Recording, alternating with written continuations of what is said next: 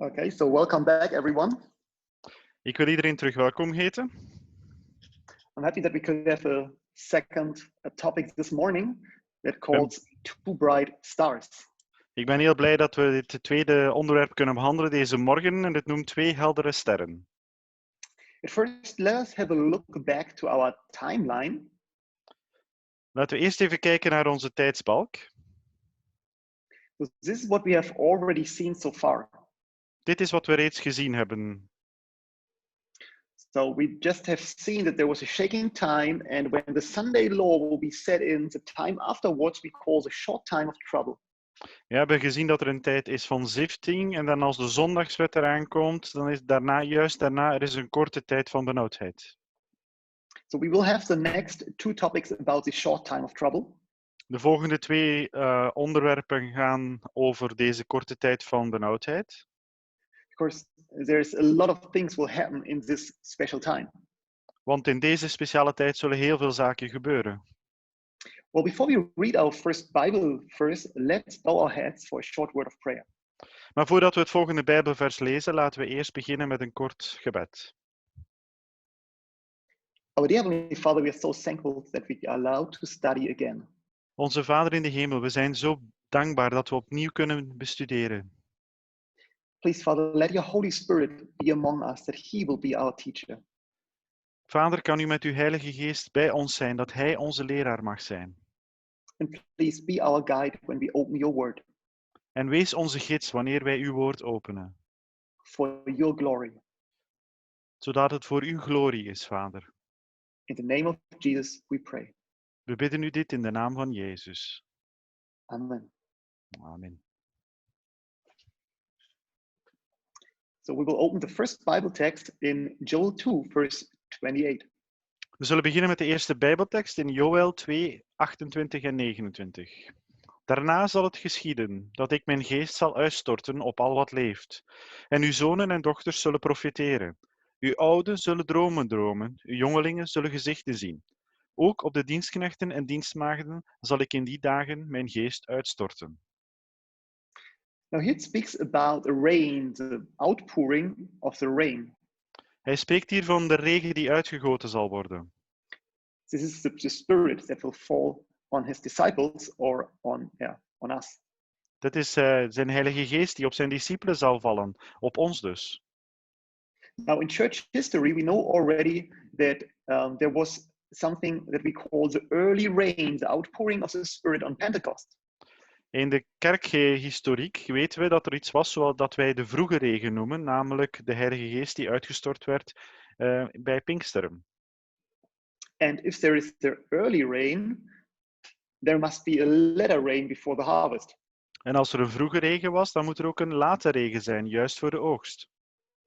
Because this is the image that is used in the Bible. Want dit is het beeld dat gebruikt wordt in de Bijbel. Now in our personal life, we need the early rain and we need the later rain. And in church history, there must be the early rain and the later rain as well. Zowel in ons eigen leven hebben we nood aan een vroege en een late regen, en ook in de historiek van de kerk. In de geschiedenis van de kerk hebben we een vroege en late regen. Now, what is this?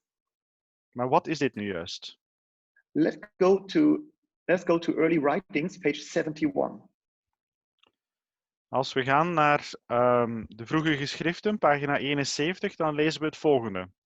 En ik zag dat niemand de verfrissing kon ontvangen, tenzij men de overwinning over elke trots, zelfzucht en liefde voor de wereld en over elk verkeerd woord en daad behaalde. Daarom zouden we steeds dichter en dichter naar de Heere toegetrokken moeten worden en oprecht zoeken naar de nodige voorbereidingen die ons in staat zal stellen om in de strijd te staan op de dag van de Heere. Well, here she speaks about this refreshing, this rain, the latter rain that will come on the church. En hier spreekt zij over die verfrissing, over die late regen die over de kerk zal komen.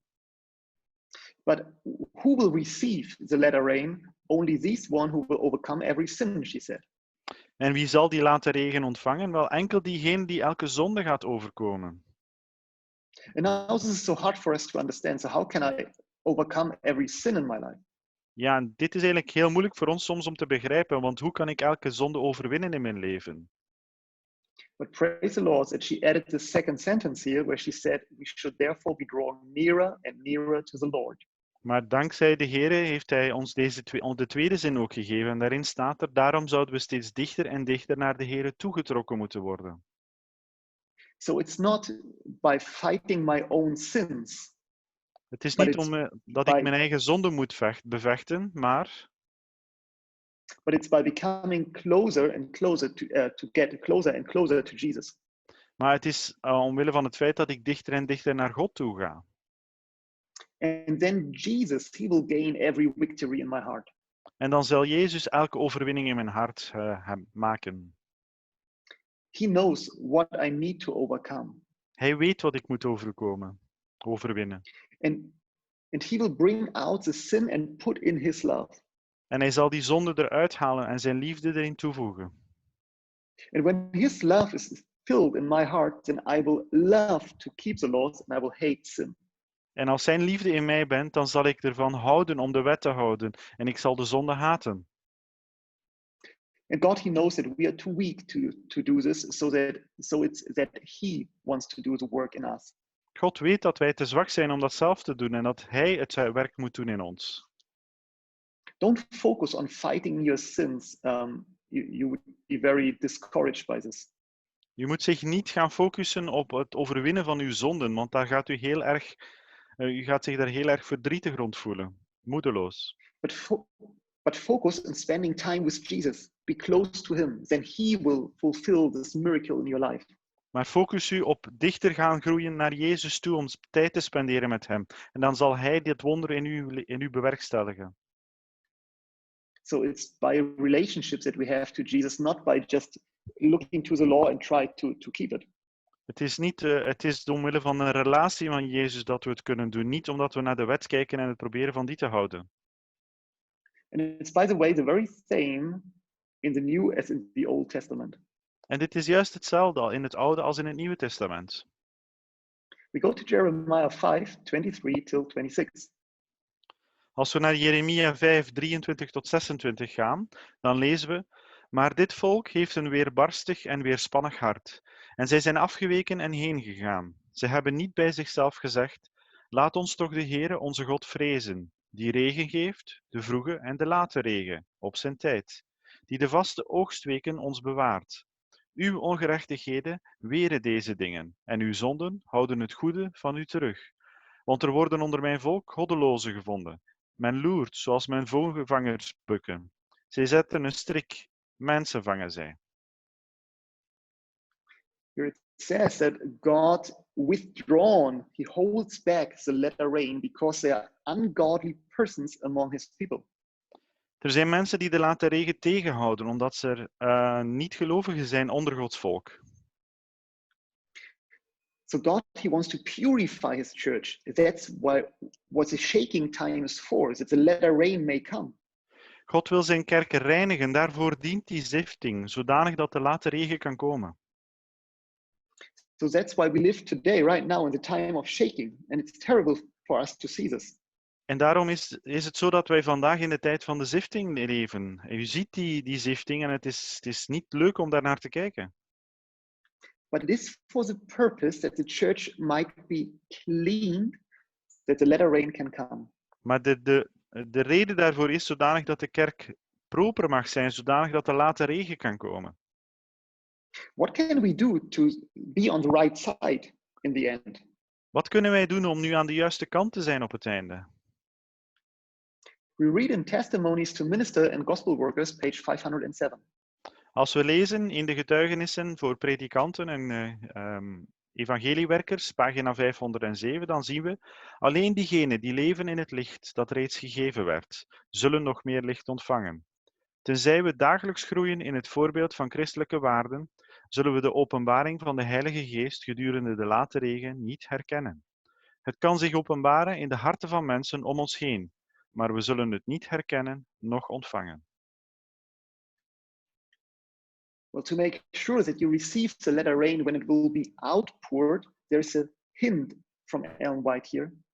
Om zeker te zijn dat u die late regen ontvangt als die uitgegoten wordt, staat er hier een duidelijke hint van Ellen White. And this counsel says here, we shall live by what we know. We moeten leven wat we weten. So it's in our daily life. Do we study the word and do we just know what is written or do we live what is written? In ons dagelijkse leven, als we het woord bestuderen, weten we enkel wat er geschreven staat of leven we wat er geschreven staat? Do you remember that in the very end that there are 10 virgins and 5 of them are wise and 5 of them are foolish? Herinner u dat er op het einde 10 maagden zijn. 5 zijn wijs, 5 zijn dwaas. What is a foolish and a wise person in the Bible? Wat is een dwaas of een wijs persoon in de Bijbel? When we read in Matthew 7, it says that there is somebody who wants to build a house, and one was wise and the other was foolish. One built his house on the rock and the other on the sand. Ja, als we lezen in Matthäus, dan lezen we dat mensen een huis wilden bouwen. En de ene was wijs en de andere was dwaas. De wijze bouwde op de rotsen, de andere op het zand. And it says, the one who builds his house on a rock is the one who listened to my speeches and do it. En het zegt, de wijze die op de rots gebouwd had, dat was diegene die luisterde naar het woord van God en het deed. And the one who is foolish, he is the one who listened to my words and does it not. En de dwaze is diegene die luistert naar mijn woorden, maar ze niet doet. And so let us be sure that we are among the wise virgins, that we listen to the word and that we follow the word. Laten we zeker zijn dat we bij de wijze maagden zitten, dat we luisteren naar Gods woord en het ook doen. Because all these virgins, they had a lamp. Want al die maagden die hadden een lamp. They all know the Bible. Ze kennen allemaal de Bijbel. They all were waiting for the bridegroom to come. Ze waren allemaal aan het wachten tot de bruidegom kwam. We would call them Adventists. We zouden hen Adventisten kunnen noemen. Waiting for the advent of Jesus. Die aan het wachten zijn op de advent, de komst van Christus. But 5 of them were foolish because they did not do what they know. Maar 5 daarvan waren dwaas, want ze deden niet wat ze wisten, wat ze kenden. And they were not able to because they lacked the Spirit. En zij konden dat niet meer doen, want zij lekten de Heilige Geest. If our relationship with Jesus is destroyed, if we are separated from Jesus, the living water will not flow from the vineyard to the branch. Als u verwijderd bent van Christus, dan zal het levende water niet vloeien van de wijnstok naar de takken. So we will not even have the motivation nor the power to act according to Jesus Christ. Wij zullen dus de motivatie en de kracht niet hebben om te kunnen handelen naar het Christus. This all we just receive by a living connection with Jesus Christ. We krijgen dit enkel door een relatie, een levende connectie met Jezus Christus.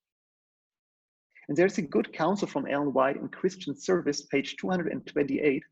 Er is een heel mooi advies van Ellen White dat we terugvinden in het boek Christian Service, pagina 228. Diegenen die niet beslissen om een inspanning te leveren, maar simpelweg wachten totdat de Heilige Geest hun oproept tot actie, zullen ten ondergaan in duisternis. Men hoort niet stil te zitten en niets doen in Gods werk. You know, sometimes people say, well, when the latter rain will come, the fruit will come to the full ripeness and everything is fine. I just wait for the latter rain. Er zijn mensen die zeggen, als de late regen komt, dan zullen de vruchten volledig rijp worden en ik zal gewoon wachten tot die late regen. But the latter rain is the rain shortly before the harvest. It will fall on the fruit. Maar de late regen is de regen juist voor de oogst en het zal vallen op het fruit. Not on the seed. Niet op het zaad. So there must be fruit already in our life. So we must be already connected with the Spirit. Er moeten reeds vruchten zijn in ons leven. We moeten reeds verbonden zijn met Christus. And here she gives the advice that we shall work for Jesus and not sit still. En hier krijgen we het advies dat we moeten werken voor Christus en niet stilzitten. And it's very helpful. If you do missionary work, you will figure out that it will build up your character. Als u missiewerk doet, zal u merken dat het zal helpen om uw karakter op te bouwen. If you will speak with your neighbors about Jesus, about his gospel, Als u met uw geburen spreekt over Jezus, over zijn woord. if you're spreading books on the marketplace, Als u op de markt gaat staan en boeken uitdeelt. if you give Bible studies to people, Als u bijbelstudies geeft aan mensen. this all will build your character. Al deze zaken zullen helpen om uw karakter te ontwikkelen. And for the youth among us, I always advise looking for a job or look for a job that is a bit too difficult for you. En voor de jeugd onder ons geef ik altijd het advies: zoek een job die een beetje te moeilijk is voor u. Because if you figure out that this office or this job is too difficult, then you will spend most time on your knees. Want als u een job neemt en zegt van die job is een beetje te moeilijk, dan zal u heel veel tijd op uw knieën spenderen. And this is a time where the Spirit will transform your heart. En over tijd zal de geest uw hart veranderen. This way we all can go. En op deze manier kunnen we allemaal groeien. And then Jesus will take care that we will be saved at the end. En dan zal Jezus ervoor zorgen dat wij gered zijn op het einde. So let's have a look again to our timeline. Laten we eens naar onze tijdsbalk kijken. Well, inside the short time of trouble, there's a very big event that we call the latter rain. In de korte tijd van benauwdheid is er een heel belangrijk moment en dat noemen we de late regen. And this latter rain is the outpouring of the Spirit in a special way. En deze late regen is het uitgieten van de Heilige Geest op een heel speciale manier. It is pretty similar to the outpouring of the early rain on Pentecost. Het is redelijk gelijkaardig aan de vroege regen bij Pinksteren. And it is a time of trouble, like Pentecost. En het is een tijd van benauwdheid, net zoals Pinksteren. Because the disciples of Jesus in these former days, they were even in fear of the Jews and the Roman soldiers. De discipelen vroeger waren in angst voor de Romeinse soldaten, voor de andere Joden. When they had to start their big mission movement. En op dat moment moesten ze een grote missiewerk beginnen. So what we know from the Bible, as well as from the scriptures of Ellen White, that the latter rain will be poured out at the beginning of the short time of trouble. Wat we weten uit de geschriften van Ellen White en uit de Bijbel is dat de late regen zal uitgegoten worden in het begin van de korte tijd van benauwdheid. We read this in early writings, page 33. We kunnen dit lezen in de vroege geschriften, pagina 33. Aan het begin van de benauwdheid waren we vervuld met de Heilige Geest. En we verkondigden vuriger de Sabbat op het moment dat we uitgingen. So it's interesting that when the Spirit will be outpoured, there's a very special message that we have to bring out. Het is heel interessant om te zien dat als de Geest wordt uitgegoten, dat er een heel belangrijke boodschap is die we moeten uitbrengen. We will proclaim the Sabbath more fully. We zullen de Sabbat vollediger brengen. Why the Sabbath? Waarom de Sabbat? Because there are Sunday laws out already. Want de zondagswet is er al. And it was written already in the book of James that we shall patiently wait for this rain. En in Jacobus staat er heel duidelijk dat we moeten wachten op deze regen. So we read in James 5, 7 and 8. Als we Jacobus 5, 7 en 8 nemen, dan lezen we het volgende. Heb dus geduld, broeders, tot de komst des Heren. Zie, de landman wacht op de kostelijke vrucht des lands en heeft geduld, totdat de vroege en late regen erop gevallen is. Oefent ook gij geduld. Sterkt uw harten, want de komst des Heren is nabij. So when James speaking about this rain, he said, be patient. Dus als Jacobus spreekt over deze regen, zegt hij, wees geduldig. The rain will come and it will bring the fruit to full ripeness. De regen zal komen en ervoor zorgen dat de vruchten volledig rijp worden. Establish your hearts, he said. Hij zegt, maak uw harten klaar. But when the rain will come, when there's an outpouring of the Spirit, then we will see miracles. Maar als die regen zal komen, als die Heilige Geest wordt uitgegoten, dan zullen we wonderen zien gebeuren. Remember Pentecost. Gedenk Pinksteren. Paul says in the book of Philippians 4 verse 13, Als we zien wat Paulus zegt in Filippenzen 4:13, ik vermag alle dingen in hem die mij kracht geeft. well, this experience we will have also when we live in the time of the outpouring of the Spirit. En we zullen diezelfde ervaring doormaken als we leven in de tijd van dat de Heilige Geest wordt uitgegoten. We will see the biggest mission movement ever been on earth. We zullen het grootste missiewerk zien dat er ooit geweest is op deze aarde. In the Review and Herald, Sister Wright wrote on November 10, 1885. Zuster White die schreef in de Review and Herald op november 10 in 1885: God zal spoedig machtige dingen voor ons doen als we nederig en gelovend aan zijn voeten liggen. Meer dan 1000 zullen zich in 1 dag bekeren, waarbij velen hun eerste overtuiging herleiden is naar hetgeen dat wij momenteel uitbrengen in onze publicaties. Well, soon we will see great things among us, a giant mission movement. Binnenkort zullen we grote, gigantische missiewerken zien. It's pretty the same like on Pentecost when 3000 entered the church in the first day. Ja, het is bijna zoals bij Pinksteren, toen er 3000 toegevoegd werden aan de kerk op de eerste dag. And the days after, again, thousands. En de dagen daarna opnieuw duizenden. And we will face the very same situation. En wij zullen door diezelfde situatie heen gaan. And interesting that Ellen Wright says here that most of whom will trade their first convictions to the reading of our publications. En het is interessant om te zien dat Ellen White zegt dat velen daarvan hun eerste overtuiging kunnen herleiden tot hetgeen wij nu uitbrengen aan publicaties. It is so important to spread our books and DVDs and whatever today. Het is zo belangrijk dat wij onze dvd's, boeken en zo verspreiden heden ten dagen. Because they will do a work. Want zij zullen een werk doen. Even when the people, they will just receive it and put it in their bookstore and will not mention it today. Ja, zelfs als mensen het juist krijgen en gewoon in hun boekenkast plaatsen en er niet meer over spreken. But one day the Spirit will touch their hearts and they will grab this book and they will open, maybe when the Sunday laws will come and they will read. Ja, maar op een bepaalde dag zal de Heilige Geest hun harten aanraken en dan zullen ze hem openen. En dan misschien op de dag dat de zondagswet een realiteit wordt. And these people who are spreading books today will bring in a good harvest. En deze mensen die nu momenteel publicaties, boeken verspreiden, die zullen een grote oogst binnenhalen. And when the rain is outpoured, the latter rain, then we will give a very special message. En wanneer die late regen uitgegoten wordt, dan zullen we een heel belangrijke boodschap brengen, een heel specifieke boodschap. That thousands will enter our churches.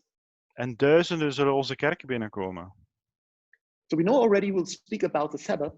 We weten reeds dat we over de Sabbat zullen spreken. But look what else we will proclaim. Maar kijk eens waar we nog zullen over spreken. Early Writings 277.1. Eerste geschriften 277.1.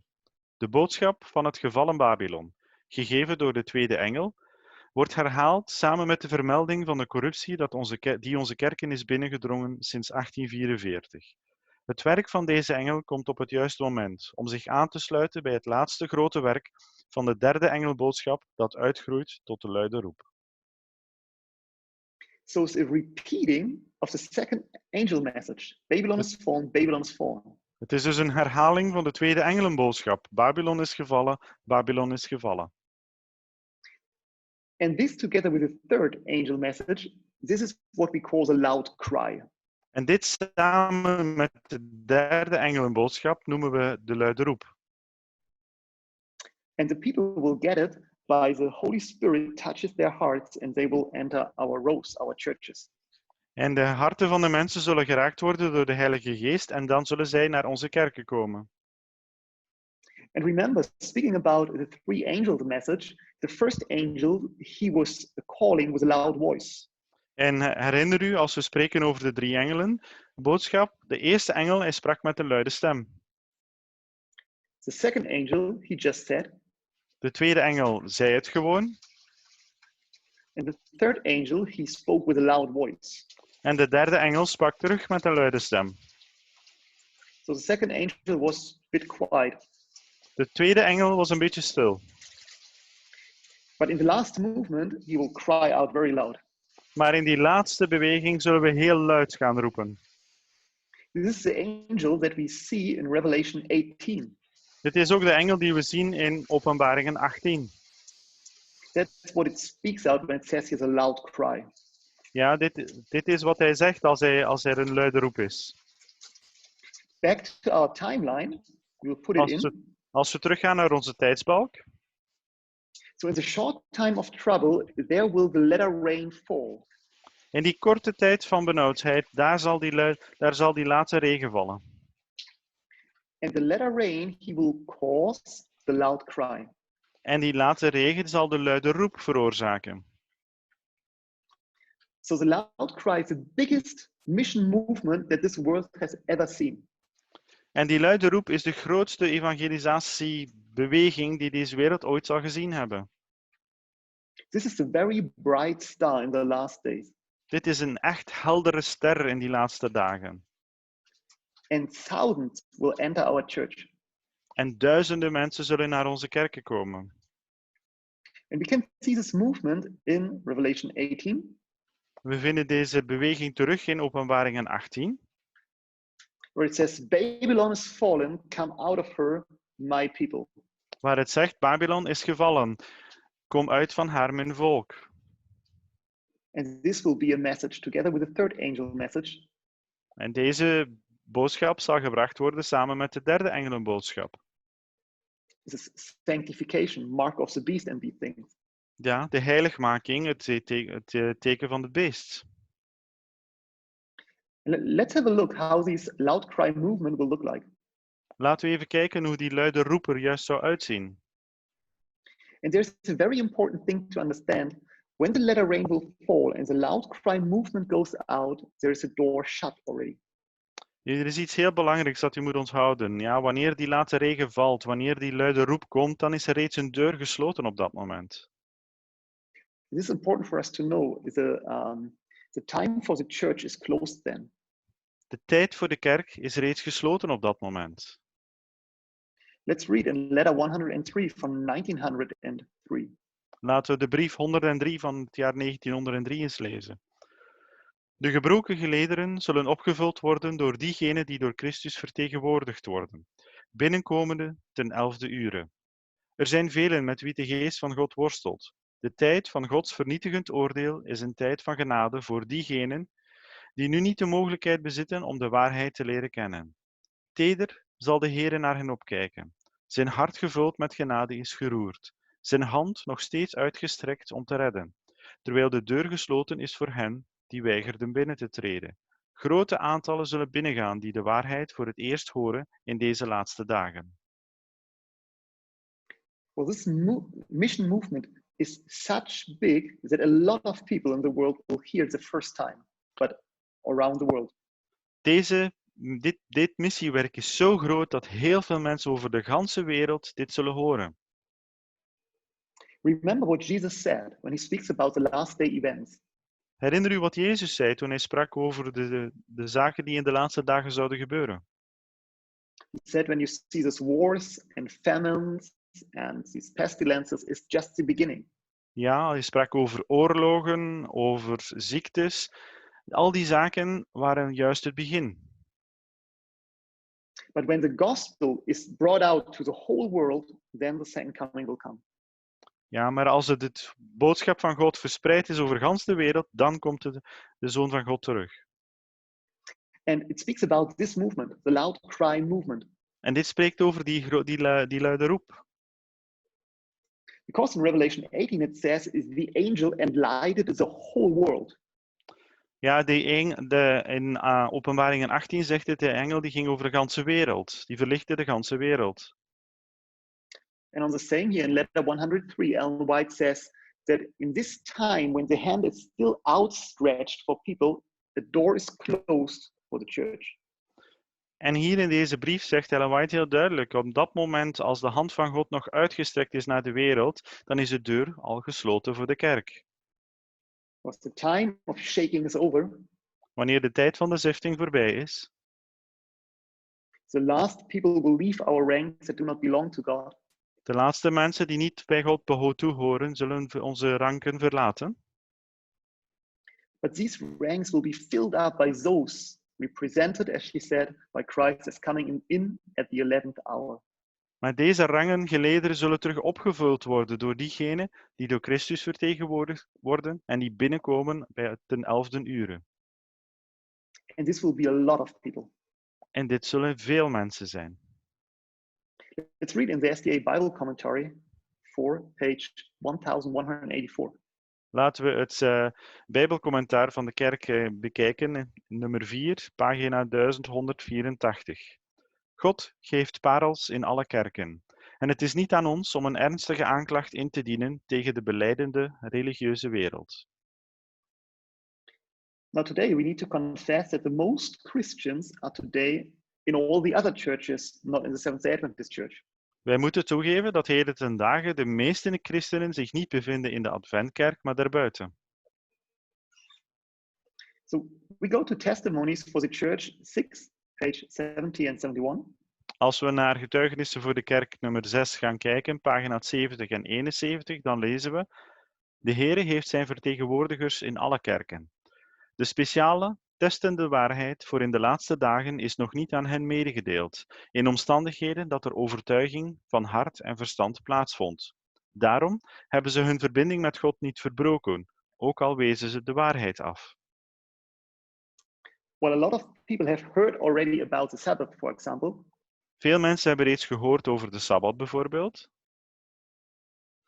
but most of them have not heard it this way that they really could get it, they really could receive it.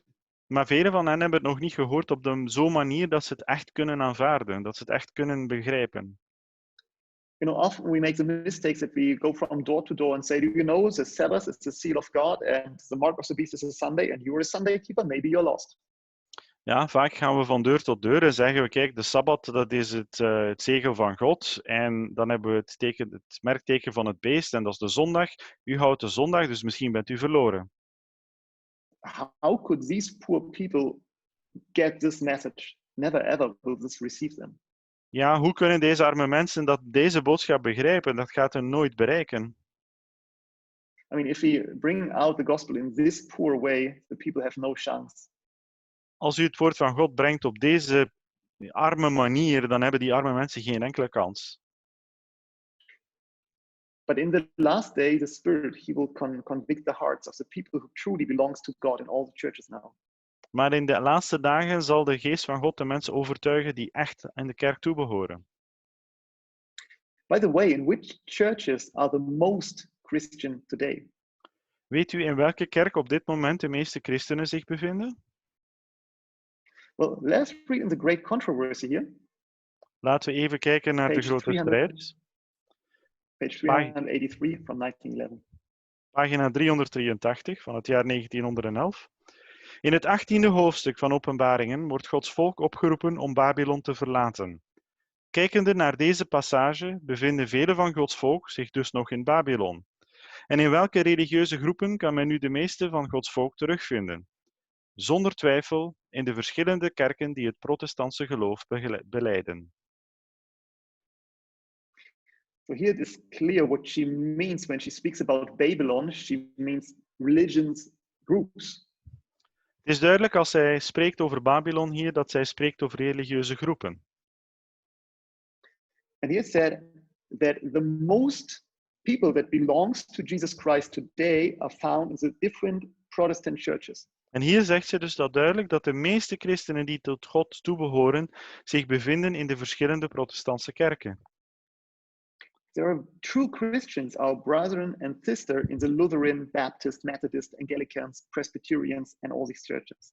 Er zijn echte van onze broers en zussen die zich bevinden in de verschillende protestantse kerken, methodisten, lutheranen, presbyterianen en zo verder. But can you believe that there are even true Christians in the Roman Catholic Church? Maar kunt u zich voorstellen dat er zelfs echte christenen zich bevinden in de katholieke kerk? I mean, this is amazing to read. Let's have a look to Great Controversy 565.3.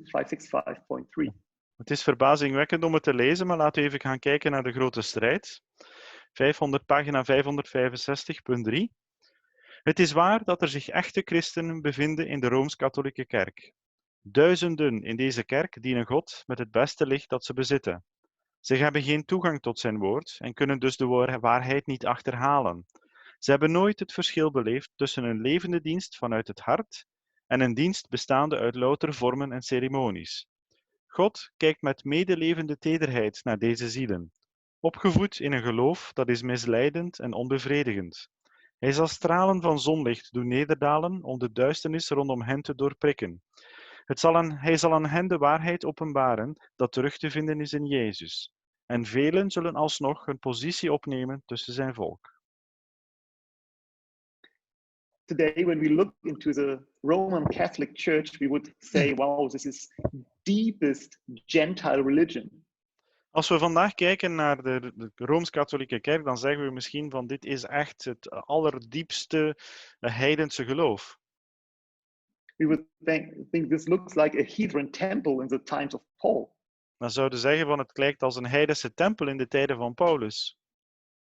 Can the people really know who Jesus is? Do they really can have a relationship with him? Kunnen die mensen echt weten wie Jezus is? Kunnen zij echt een relatie hebben met hem?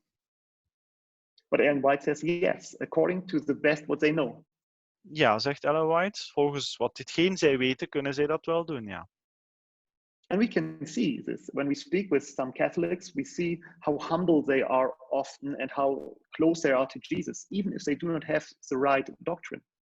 En we kunnen dat soms zien als wij met bepaalde katholieken spreken, dan kunnen wij zien hoe nederig zij zijn en hoe dicht hun relatie met Christus is, zelfs al weten zij de waarheid niet. And it is so good to know that God still has his sheep in all the churches. Het is zo goed om te weten dat God zijn schapen heeft in elke kerk.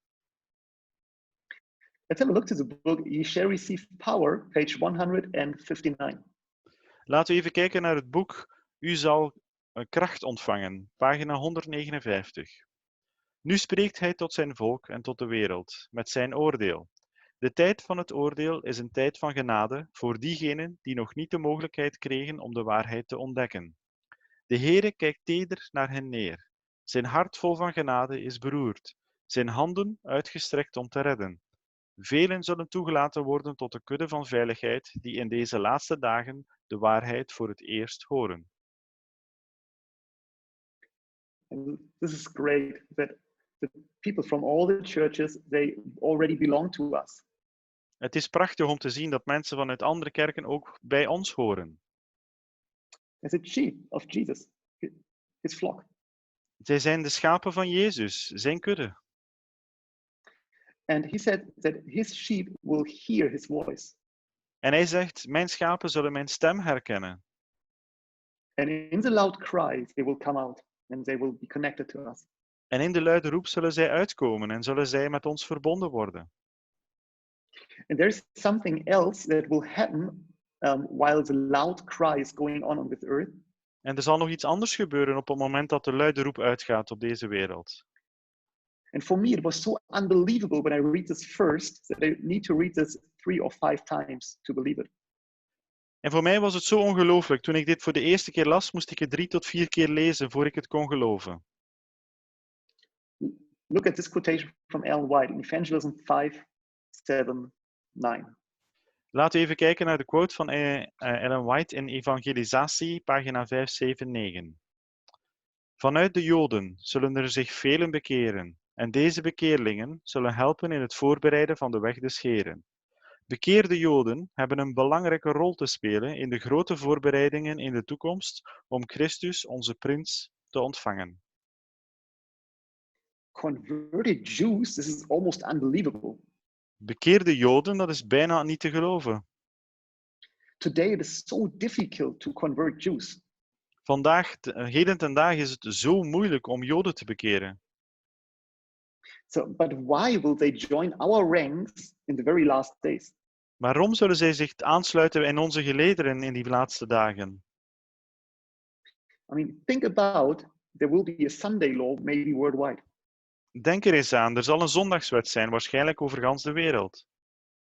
And the Jews will have a look around. Are we the only one who will still keep the Sabbath? En de Joden zullen rondkijken en zich afvragen, zijn wij de enigen die nog de Sabbat houden? And a lot of Jews will fall, but other Jews, they will join our ranks. Vele Joden zullen vallen, maar anderen zullen onze ranken versterken. And look what will happen when they join our ranks. En kijk eens wat er zal gebeuren als zij onze gelederen versterken. We read in Gospel Workers, page 399.1. Laten we eens kijken in Gospel Workers 399.1. In het Joodse volk zijn er die, net zoals Saul van Tarsus, onderwezen zijn in de Bijbel. En deze zijn het die met een overweldigende kracht de onveranderlijkheid van Gods wet zullen verkondigen. De God van Israël zal dit in onze dagen bewerkstelligen. Zijn arm is niet verkort, zodat het niet meer kan redden. Terwijl zijn dienaren in geloof werken voor diegenen die lang zijn verwaarloosd en veracht, zal zijn redding geopenbaard worden. And among the Jews, there are people like Saul of Tarsus. Tussen die Joden zitten er mensen zoals Saulus. And when they will join our ranks, they will bring out this message strongly forward. En als zij ons zullen vervoegen, dan zullen zij deze boodschap heel sterk naar voren brengen. I mean, I'm really longing out for the time to study the sanctuary message with a Jew, with a rabbi maybe. Ik kijk er echt naar uit om het heiligdomsdienst te gaan bestuderen samen met een rabbijn, bijvoorbeeld. This must be amazing. Het moet prachtig zijn. And do you know that in the very last time we should put special effort to reach out to Jews? En weet u dat in deze laatste tijd wij een speciale inspanning zouden moeten doen om onze handen uit te steken naar deze Joden? Because here in Gospel Workers on page 398.2 speaks about it. Als we kijken wat er staat in Evangeliewerkers 398.2, bij het eindigen van de verkondiging van het evangelie, wanneer een speciale moeite gedaan moet worden voor een bepaalde klas van mensen die hiervoor verwaarloosd werden, verwacht God dat zijn boodschappers een specifieke interesse tonen in de Joden die terug te vinden zijn over de gehele aarde. I really like to think about this when the Jews will come to our church. Ik hou ervan om na te denken over wanneer die Joden naar onze kerk zullen komen. When this loud cry will go out to all the earth to reach out for all nations, a lot of people will join. Wanneer die luide roep er zal zijn om de hand uit te steken naar de ganse wereld, naar vele mensen, zodanig dat zij ons kunnen vervoegen. But do you think that Satan will be happy about this giant mission movement? Maar denkt u dat Satan blij zal zijn met dit grote evangeliewerk? I mean, of course not, but how will he counteract? Hij zal er natuurlijk niet blij mee zijn, maar hoe zal hij dat nu proberen tegen te houden? We can see things in the book of evangelism, page 604. Something very strange will happen. Er zal iets heel specifieks gebeuren. Dit kunnen we lezen in het boek Evangelisatie, pagina 604. Het is niet moeilijk voor boze engelen om zowel heiligen als zondaars voor te stellen die gestorven zijn, en om deze afspiegeling zienbaar te maken voor het menselijke oog. Deze openbaringen zullen vermenigvuldigen en zullen een karakter ontwikkelen dat nog schokwekkender is als we het einde naderen. Well, the demons will have a major role in these last days to deceive the humans. De demonen zullen een heel belangrijke rol hebben in de laatste dagen om de mensen te gaan af te leiden. While the loud cry still sounds, the spiritism will make his way as well. Terwijl de luide roep nog klinkt, zal het spiritisme heel sterk opkomen. We read in the Signs of the Times from August 26, 1889. We kunnen lezen in de tekenen der tijd van 26 augustus 1889. Slechte engelen komen in het lichaam van een geliefde en geven gebeurtenissen weer, verweven met hun levens. En ze voeren dezelfde daden uit als in hun leven. Op deze manier laten ze mensen geloven dat hun dode vrienden engelen zijn, die over hen zweven en met hen communiceren. Er wordt met een zekere afgoderij opgekeken naar deze slechte engelen, die verondersteld worden de gestorven vrienden te zijn. En bij velen heeft hun woord meer waarde dan Gods woord.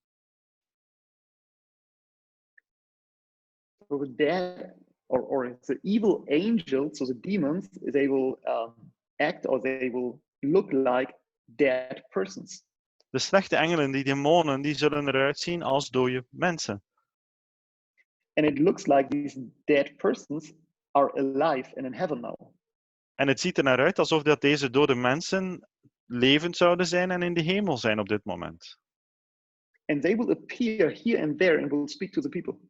En zij zullen verschijnen op verschillende plaatsen en met de mensen spreken. And it says here, and with many their word has greater weight than the word of God.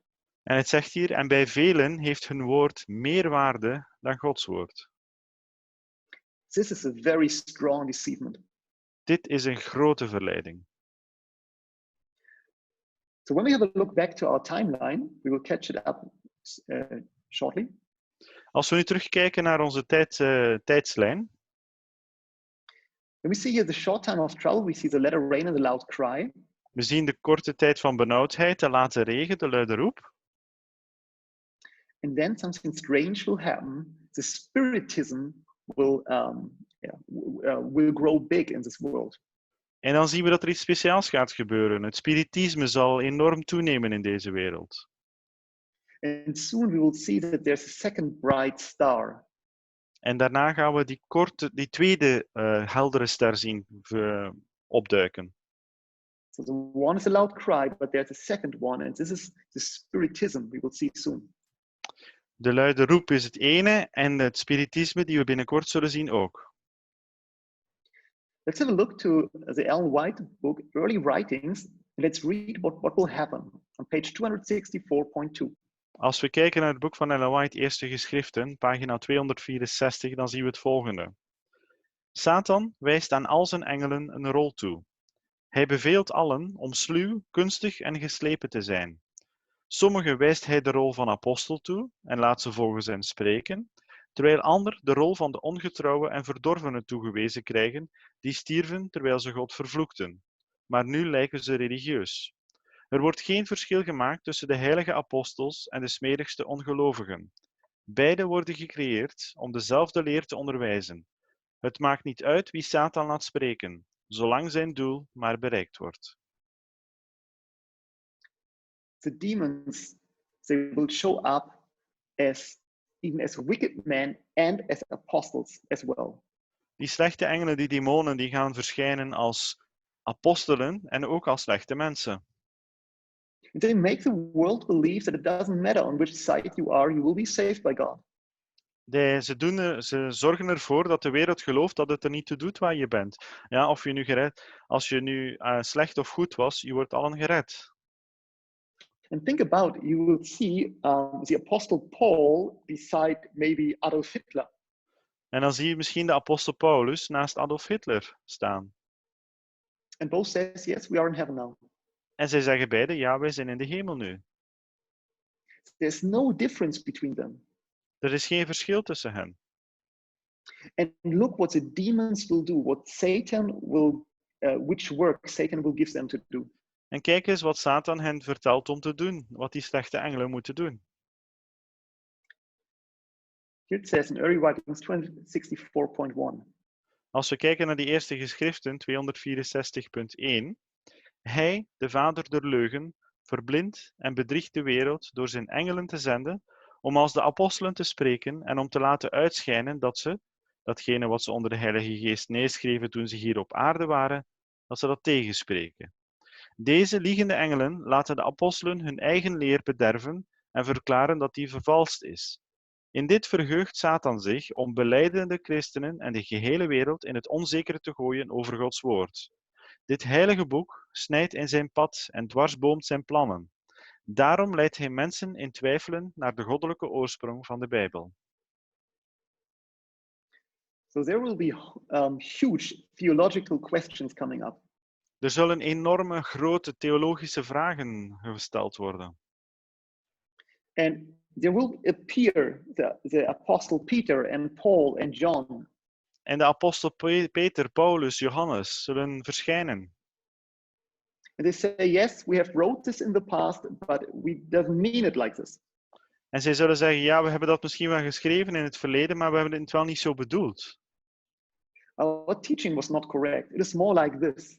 Ja, onze leringen waren niet juist. Het is meer op deze manier. And they will bring forth this wrong teaching with the wisdom of Satan. En ze zullen deze nieuwe leren binnenbrengen met de wijsheid van Satan. This will be very, very hard to understand what is true and what is wrong.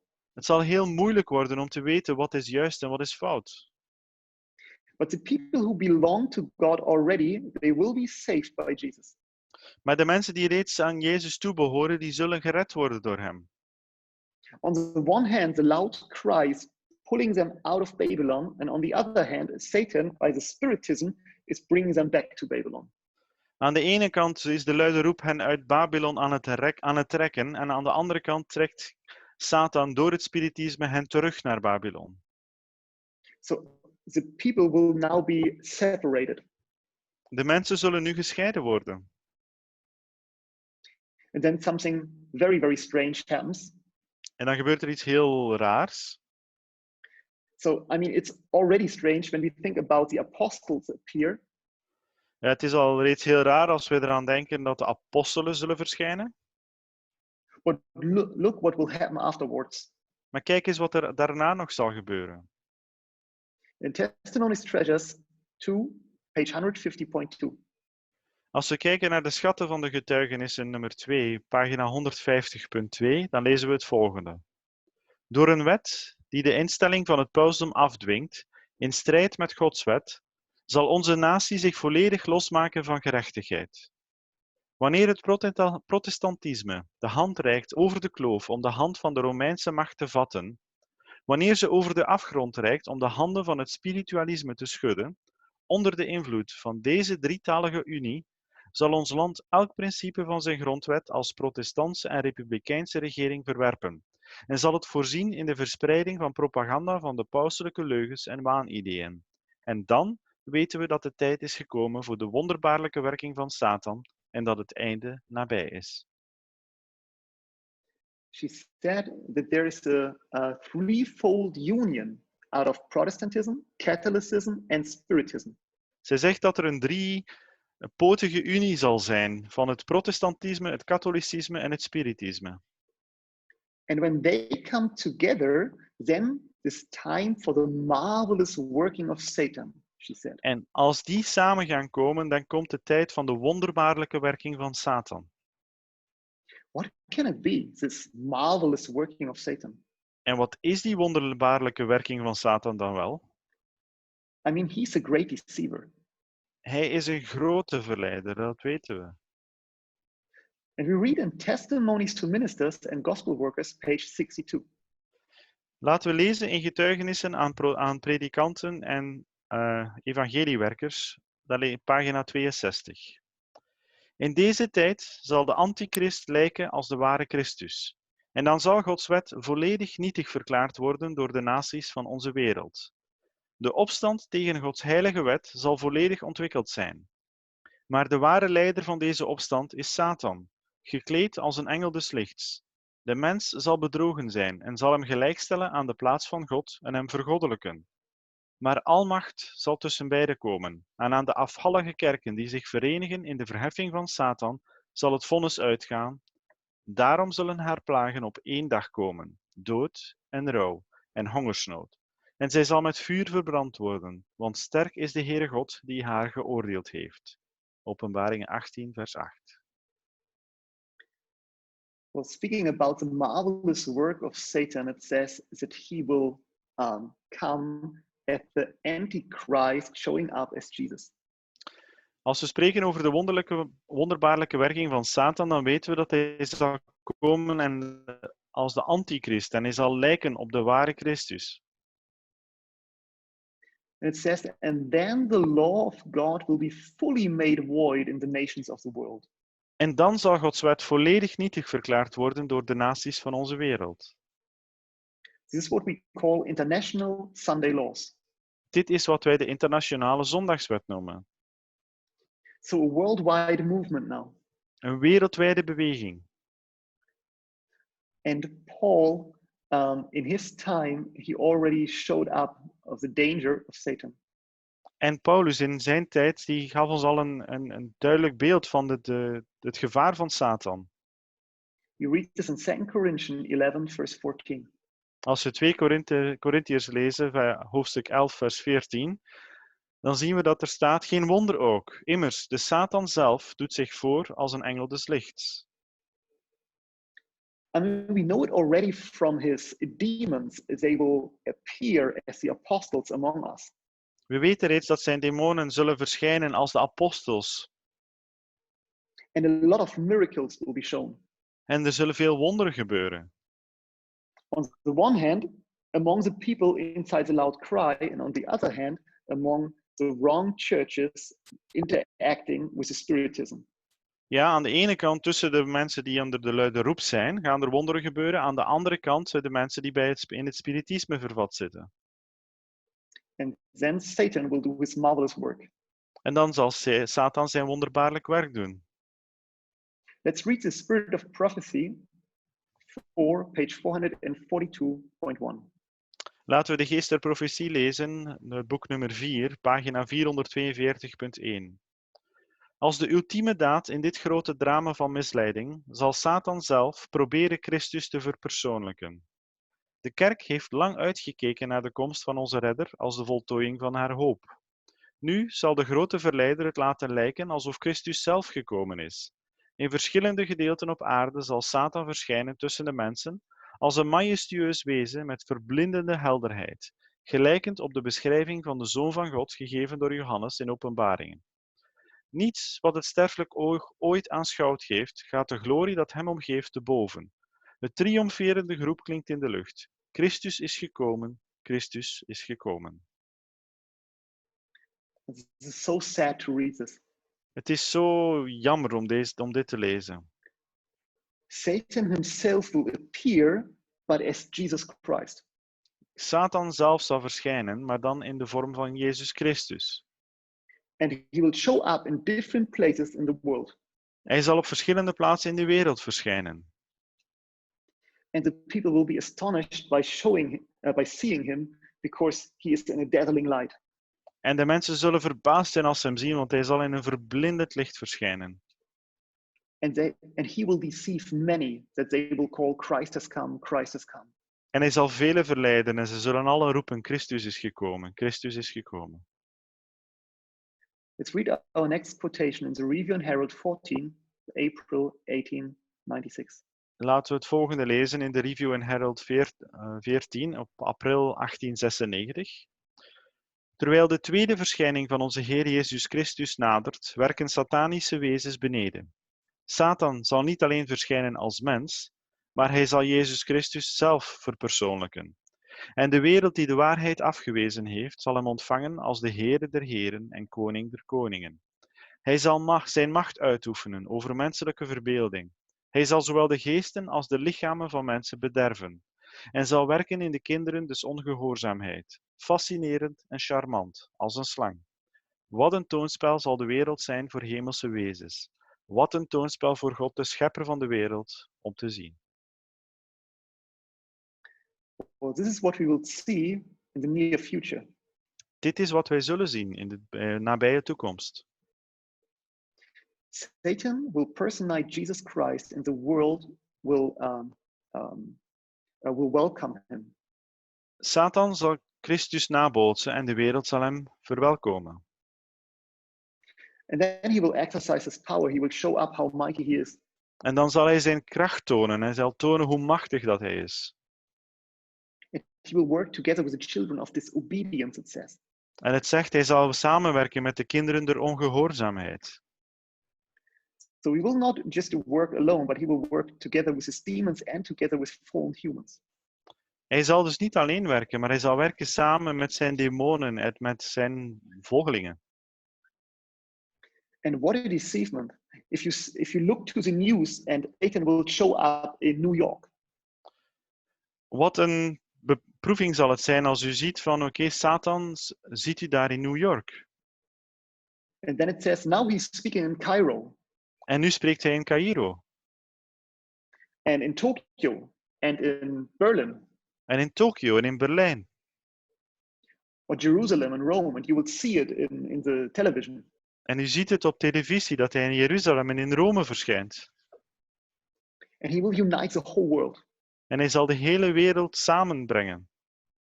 And the people will believe him to be Jesus Christ. En de mensen zullen geloven dat hij Jezus Christus is. But Jesus has given us a warning message. Maar Jezus heeft ons een waarschuwing gegeven. You can read this in Matthew 24, verse 23. We kunnen dit lezen in Mattheüs 24, 23. Indien iemand dan tot u zegt, zie hier is de Christus, of daar, gelooft het niet. Als zij zeggen, kijk, hij is in de woestijn, ga niet naar buiten. Of kijk, hij is in de binnenkamer, geloof het niet. Want zoals de bliksem komt van het oosten en naar het westen vliegt, zo zal de komst van de Zoon des Mensen zijn. Well, if you know the Bible, you will not be deceived. Als u de Bijbel kent, dan zal u niet verleid worden. Because we know when Jesus will come back, a lot of things will happen. Even the death will arise. Want we weten, als Christus komt, dan zullen er veel zaken gebeuren. Onder andere de doden zullen verrijzen. And this cannot be hidden.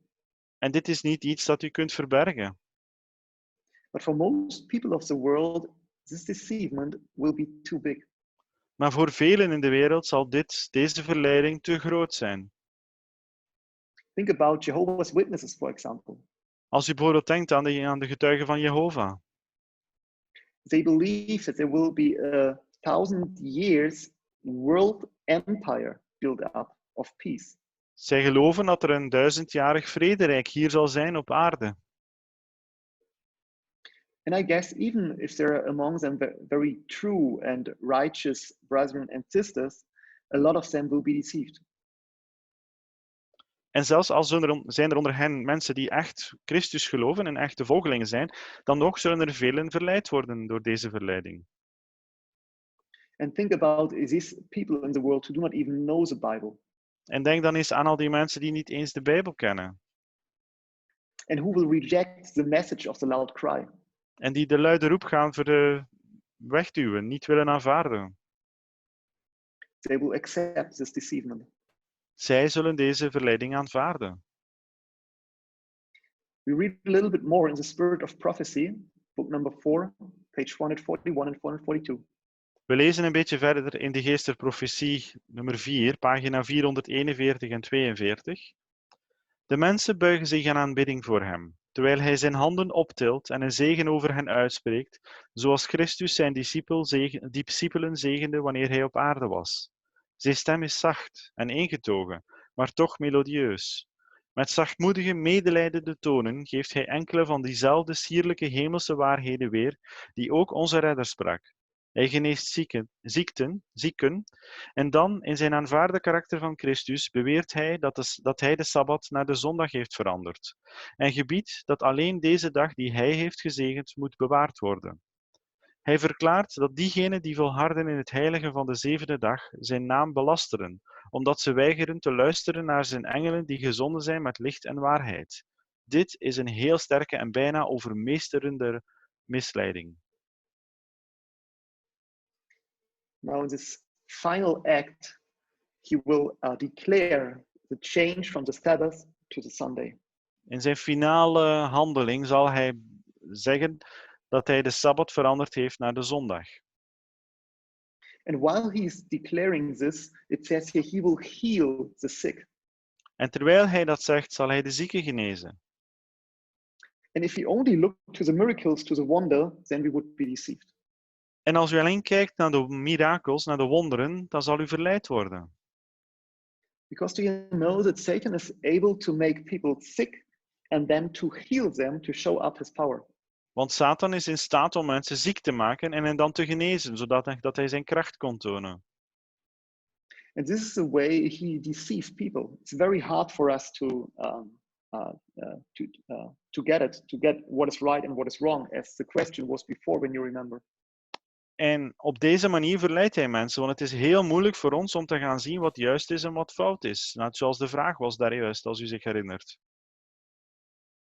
I mean, you must think about, you see somebody who looks like Jesus Christ in a dazzling light, speaking very softly, the same words like Jesus Christ, and is healing the sick. Ja, denk er eens aan. U ziet iemand die eruit ziet als Christus. Hij spreekt zacht en ingetogen, melodieus. Hij geneest mensen.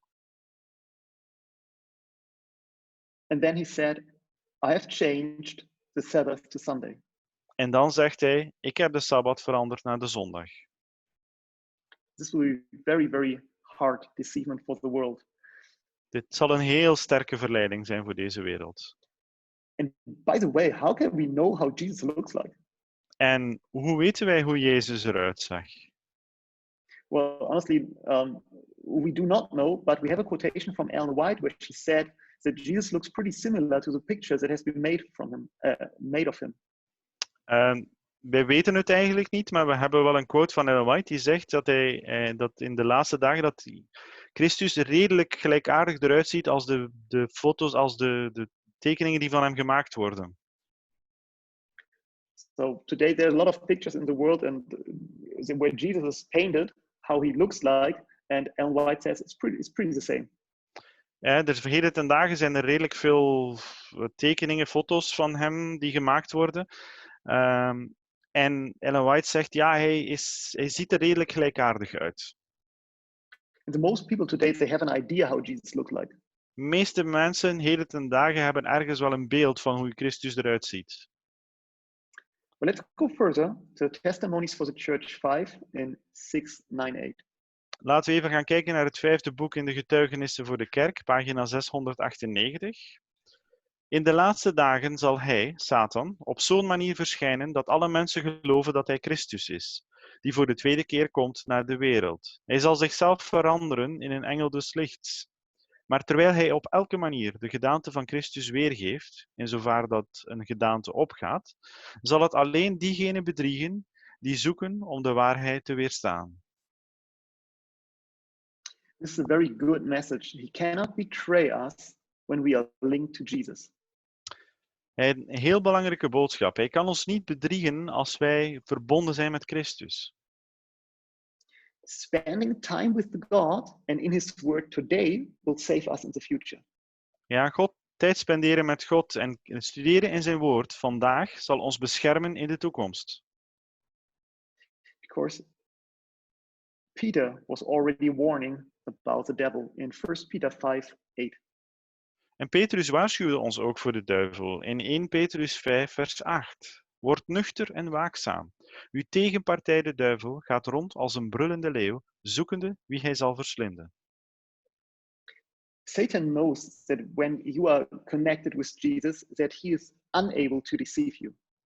Satan weet dat als u verbonden bent met Christus, dat hij niet in staat is om u te misleiden. So he tries to act like a roaring lion. Dus hij probeert te handelen als een brullende leeuw. So the lion will come close to the flock of sheep. De leeuw komt dichterbij bij de kudde schapen. And because the shepherd is close, he cannot. En omwille van het feit dat de herder dichtbij is, kan hij geen schapen vangen. But he will roar loudly to make Maar the hij sheep zal afraid. heel hard brullen, zodanig dat de schapen bang worden. In hope that the sheep will go astray away from the shepherd. Hij hoopt dat de schapen weg zullen lopen, weglopen van de herder. Following the sorrows of the world. Door het verdriet van deze wereld. And then he can catch us. En dan kan hij ons pakken. Don't be deceived. Laat u niet verleiden, misleiden. Put effort today in the very precious time you can spend with Jesus. Nee, doe een inspanning om de tijd met Jezus te vergroten. We read Matthew 24 and 25. Laten we Mattheüs 24 tot 25 gaan lezen. Want er zullen valse Christussen en valse profeten opstaan. En zij zullen grote tekenen en wonderen doen, zodat zij, waar het mogelijk, ook de uitverkorenen zouden verleiden. Zie, ik heb het u voorzegd. Even Jesus, he said, there will be overwhelming deceivements. Zelfs Christus zegt het, er zullen misleidingen zijn die enorm groot zijn. There will be single persons who mislead others, and there will be religious movements that appear. Er zullen personen zijn die anderen gaan verleiden en er zullen hele bewegingen zijn die verschijnen plotseling. Well, the devil will fight against you with all weapons he has. De duivel zal met u vechten met alle wapenen die hij heeft. And believe me, the Satan, he is stronger than us. En geloof mij, Satan is veel sterker dan wij dat zijn. That even the elected would be deceived if possible. Zelfs de elite zou verleid worden indien dat mogelijk was. And everybody would get lost if Jesus would not take care of us. En iedereen zou verloren zijn als Christus niet voor ons zou zorgen. We read early writings 261.1. Laten we eerst de geschriften lezen, pagina 261.1. Ik zag dat God eerlijke kinderen heeft onder de zogenaamde Adventisten en de gevallen kerken. En voordat de plagen uitgegoten zullen worden, zullen de dienaren en mensen geroepen worden uit deze kerken. En deze zullen vreugdevol de waarheid ontvangen. Satan weet dit. En voordat de luide roep van de derde engel gegeven is, wekt hij een sensatie op in die religieuze groepen, dat diegenen die de waarheid reeds verstoten hebben, mogen denken dat God met hen is. Hij hoopt om zo de eerlijken van hart te bedriegen en om hen te laten denken dat God nog steeds werkt in hun kerken. Maar het licht zal schijnen en allen die eerlijk zijn, zullen de gevallen kerken verlaten en hun positie innemen bij de overigen. Here Ellen White speaks about these two big movements at the end. Ellen White spreekt hier over die twee grote bewegingen op het einde. On the one hand, this is the loud cry movement among the Adventist church. Aan de ene kant hebben we de luide roep, die beweging in de Adventkerk. And on the other hand, there is this charismatic movement going on. En aan de andere kant is er die charismatische beweging die aan de gang is. And isn't it interesting that even today there are only two religious movements that are growing exponentially? En is het niet interessant om te zien dat er zelfs vandaag twee grote bewegingen zijn die exponentieel aan het groeien zijn? This is only on the one hand the Seventh-day Adventist Church today, and on the other hand is the charismatic movement. Dat is alleen de Zevende-dags Adventisten aan de ene kant en de charismatische beweging aan de andere kant. All the other churches are losing members today. Alle andere kerken verliezen leden vandaag. And for us is to stand and to hold fast in this time. En het is belangrijk voor ons om standvastig te staan. And even if we go to the time of trouble and the time of tribulation that is ahead, En als wij gaan naar de tijd van benauwdheid en problemen die binnenkort eraan komt, we have a blessed and good word from Jesus Christ. And we read this in Deuteronomy 31.8. we hebben een heel mooi gezegend woord van Christus ontvangen daaromtrent. En we kunnen dat lezen in Deuteronomium 31, vers 8. Want de Heere zelf zal voor u uittrekken. Hij zelf zal met u zijn. Hij zal u niet begeven en u niet verlaten. Vrees niet en word niet verschrikt. Well, this is a good message that Jesus is with us. Het is een heel mooie boodschap dat Christus met ons is, bij ons is. And Jesus will be in charge of his church even until the time of the end. En Jezus zal de leiding hebben van zijn kerk tot op het einde. And even when the devil will bring up all his weapons, he will not be successful. En zelfs al brengt de duivel al zijn wapenen, dan nog zal hij niet succesvol zijn. Because Paul says in Romans 8, verse 31, Want Paulus zegt in Romeinen 8, vers 31, als God voor ons is, wie zal tegen ons zijn? even if the devil is fighting against you with all his demons, he Zelfs cannot al vecht overcome if you are with God. Zelfs al zal de duivel tegen ons vechten met al zijn demonen, hij kan u niet overwinnen als u met God bent. Because if the shepherd is by your side, the devil needs to flee. Want als de herder naast u is, dan moet de duivel vluchten. Look at God's amazing promise. And I want to close with this verse in Isaiah 43, 1 and 2. Laten we sluiten met deze geweldige belofte van God. Jesaja 43, 1 en 2. Maar nu, zo zegt de Heere, de Schepper. O Jacob en uw formeerder, o Israël. Vrees niet, want ik heb u verlost. Ik heb u bij uw naam geroepen. Gij zijt van mij. Wanneer gij door het water trekt, ben ik met u. Gaat gij door rivieren, zij zullen u niet wegspoelen. Als gij door het vuur gaat, zult gij niet verteren en zal de vlam u niet verbranden. Want ik ben Praise de the Heere uw Lord. God. Praise the Lord that God says that He is our Savior. Prijs de Heere dat Hij zegt dat Hij onze redder is.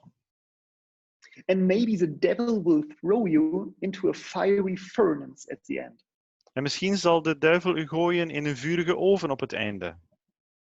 But think about the story about the 3 friends of Daniel in the furnace. Maar denk eens aan het verhaal van de 3 vrienden van Daniel in de oven.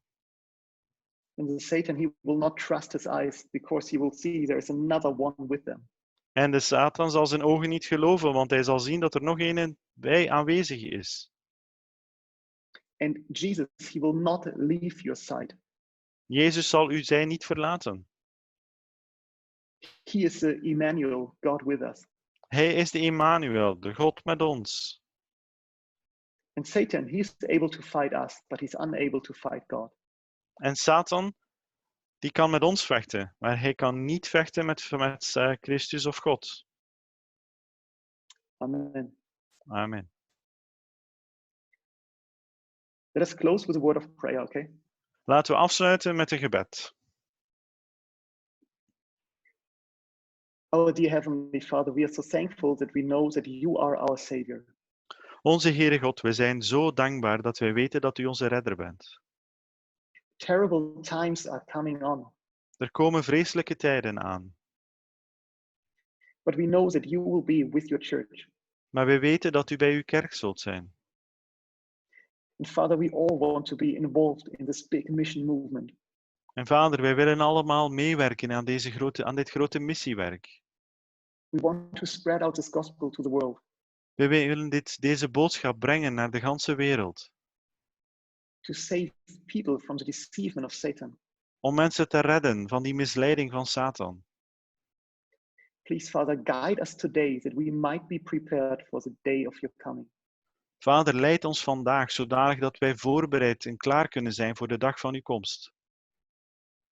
And let your church shine like the bright star today in the world. En laat uw kerk schijnen als een heldere ster vandaag, Vader, in deze wereld. That the world might see that you have a church here.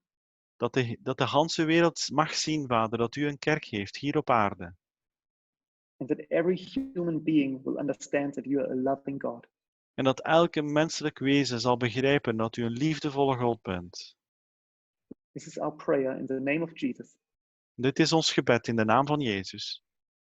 Amen. Amen.